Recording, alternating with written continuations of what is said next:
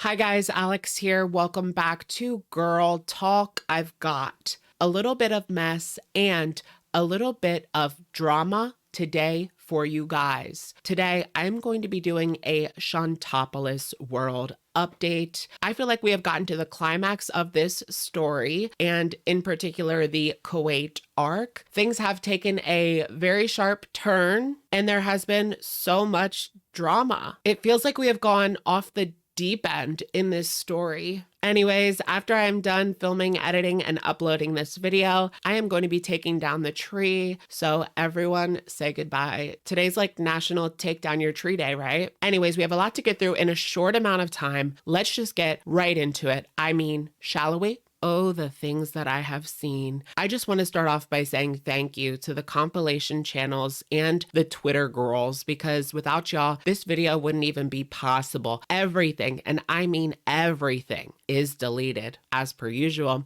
She has removed every live stream since New Year's. All mentions of Alaa, Shabib, 10 to 15 community tab posts, half about Nadder and Deb, and the other half about FFG. So let me go ahead and start by rewinding the clock a little bit. This is one of those teenage coming of age films. How did it all begin? It all started on Wednesday night. She started off the night, I think, by eating. She came on in a live stream entitled "What's Up?" and addressed the marriage situation. She says it was not a traditional wedding. It was just a legal thing, but it wasn't easy to do. They had to go through some loopholes that wouldn't be possible in Canada. I've seen this clip going around everywhere. It's not a traditional wedding. Like, we just made it a legal thing and very, very basic, but it wasn't very easy to do. She found a way around the law. It was all very fishy, and people are speculating that she has admitted to something that is possibly not legal in Kuwait. At this point, I'd get on that plane and go back home. You will see coming up that things have gotten to a level that is on par with Cuba, and there are no drinks to blame this time. This is all her. A couple of hours later, she came on to talk about Nadder, who has been streaming about her nonstop. And yes, it is embarrassing for Dee Dee. Chantal has been staying up all night long, like she is still on her Canada schedule. She is very angry and claims that she is going to get a protective order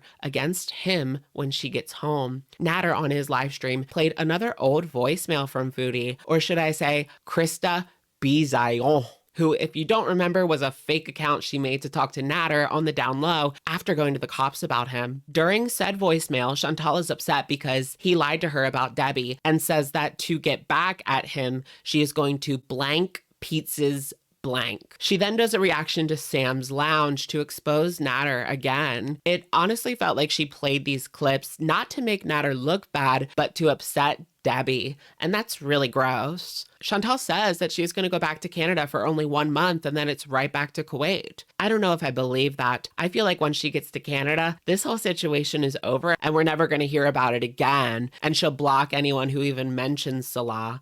Will we get to that point? Maybe. During this entire situation, Salah actually had ingrown toenail surgery.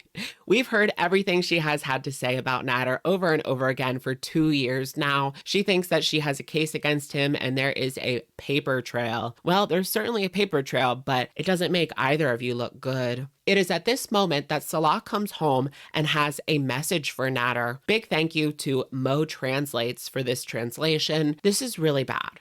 So Salah comes on camera and says to Nadder, "Hey Nadder, you F slur, you T slur, tell your B to watch what she says, you T slur, I will be you, I will destroy you." Okay, so I don't even know how to respond to this. We know it's wrong. The first thing I thought when I heard this initially was, it's Nadder. Like, you could literally say anything about this guy and nobody would say boo. He's said and done horrible things. Why the need to use these words that hurt an entire community when you could have said basically anything else? Not to mention her best friend Peetz, who has confided in Chantal about his identity. This is her best friend, the only person in the whole world who has stuck by her, and she has nothing to say but defense for Salah's behavior. So let's go ahead and fast forward to Thursday night. She came on in a stream entitled "This Is Your Karma" to respond to the backlash and, of course, come after Debbie. The stream was about Debbie, and her karma is living with Nadder, of course. Anyways, here's what she had to say.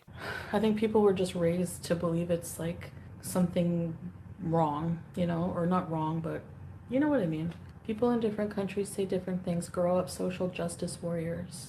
Yeah, like, so he said a few comments like, not everyone in the world has to agree with people being gay. I don't think that homophobia is okay. This is my stance on it. I don't think that homophobia is okay. I don't think that transphobia is okay. I think equal rights for everybody, but I don't make the effing rules. So write to the government, and if you have a problem with it, like, what do you want me to do about it? This is how people insult each other here. I don't know what you want me to say.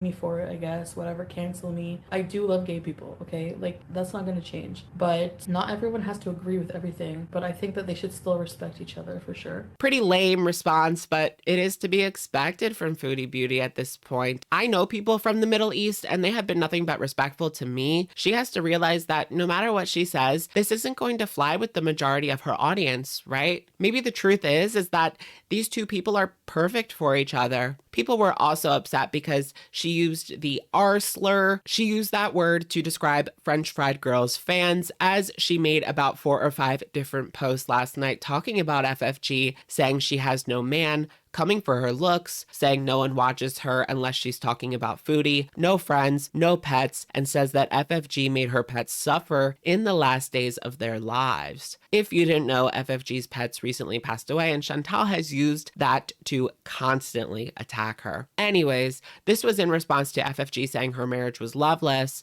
of convenience, and that Salah will never get to Canada. By now, everyone knows who Missy Moo is, right? She's Chantal's #1 fan. She has dedicated her online presence to being Foodie's top defender, or should we say apologist? Well, Chantal has actually turned on her because even Missy couldn't excuse the anti-LGBT slurs used by Salah. Check out this exchange. Missy Moo says, "We can get him to not be homophobic too, please. I understand his entire upbringing, and that is most likely very typical to say in his country and used as an everyday insult. But when I saw the translations, if true, I had palpitations. And I know Salah is kind-hearted, is he? So I would bet money he did not understand the hurt speaking to Nadder that way would cause others." To which Chantal replies, "You could have said something privately, but what is offensive for someone is not for everyone else. But anyway, that's how men insult each other here. It's not like the Western world. It is seen as a weakness and used to insult masculinity." She follows that up by saying, "Okay, Missy Moo officially gets on my nerves." And that's not all, folks. There is even more. Yesterday, around 11 a.m., Alaa Shabib came on for a short amount of time and claimed that someone was trying to silence him, that someone was trying to hack his YouTube account. No idea who that could be, but he is still up. False alarm. Chantal responded to that by saying on her community tab, quote, "Calling someone a sharmuta and doing a live stream while at work doesn't sound like a good employee, does it? Maybe the area manager of that company would like to know about this. Surely they will find out." Which is very clearly a threat. She is going after his employment in the same way that she went after Debbie. It doesn't have to be Chantal that makes the call. Y'all know how this community can be sometimes. Someone called and told Debbie's company what she was doing and she lost her job. That was because Chantal gave out that information. She knows exactly what she is doing by writing something like this, and she knows what someone out there will do. We haven't heard from Alaa since. Meanwhile, Nadder and Debbie were also streaming about her last night as well, claiming that Chantal talked to Nadder at one point, asking him if he wanted to keep up this drama for views and money. Basically, the plan was to fake it. which is what a lot of people thought at the time. Maybe they were both doing this on purpose. Also, we have an update about Peetz. Now, because of the voicemail that Nadder showed where Chantal claimed that she was going to blank Peetz's blank, a lot of people brought up the pumped up kicks bees where Chantal actually goes over and kisses Peetz, and it didn't look like something that he wanted. Chantal said on her community tab, "Oh, and all of you need to STFU about essaying Peetz. I hate woke people." Okay, so I'm editing this video. I have decided not to include the screenshots for this part. I will go ahead and link them down below. So if you want to read them for yourselves, you can go ahead and do that. They're all on Reddit. Meanwhile, in Peetz's comments, Natty said, "Peetz, this is important. We heard Chantal's voicemail about essaying you without your consent. We saw her drunk, herself on you. I know she's your friend, but that's abuse, and you're accepting because she pays rent. A lot of trans women suffer this kind of quietly. Please don't. Seek help. You deserve better." To which Peetz replies, "It was technically essay. Sure, but at no point has she ever made me feel in danger. So it was an easy trespass for me to forgive." Chantal, seeing this, took to her community tab to turn on Peetz. I cannot believe Peetz would accuse me of essay. Like, I am so done with people. He's referring to the time I got super drunk on wine and kissed on live stream. I advanced on him pretty slowly, and he had a lot of time to say no. Essay is a serious accusation, and people are way too sensitive these days. I really need to rethink my friendships. I cannot even. Essay over a kiss that he didn't push away? Really? Does everyone ask before they kiss someone they knew for years and years? I'm so done. And before people say I accused of essay, he did. What do you think he's on trial for now? She mentions what happened between her and Nadder back in 2021, the reason that she ended up initially pressing charges on him, and says the R slur again. Peetz came on the community tab to address the situation for one last time, taking back what he had said earlier in the comment section. Chantal didn't essay me, so if you're going to go after her for that, STFU and leave her alone. She feels like crap, and that makes me feel like crap. Just leave her alone. I wish that Peetz would finally come out and put their foot down about the things that Chantal has been doing.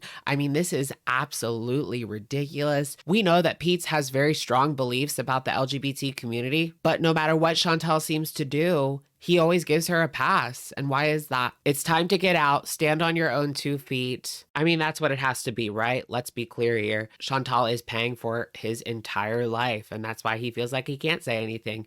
But it's not a good look. She also put out a couples vlog, but nobody cares. All right, you guys, so that is the highlights or lowlights of everything that has gone on in Chantopolis for the past 48 hours. This has gotten to the point where it is rivaling, like I said, the Cuba situation. Like, it might even be worse at this point. The behavior from this woman the past 48 hours, I've never seen anything like it. It has gone to such an extreme. I'm almost at a loss for words. Let me know what you guys think in the comments down below, and I will, of course, catch you guys in the next one.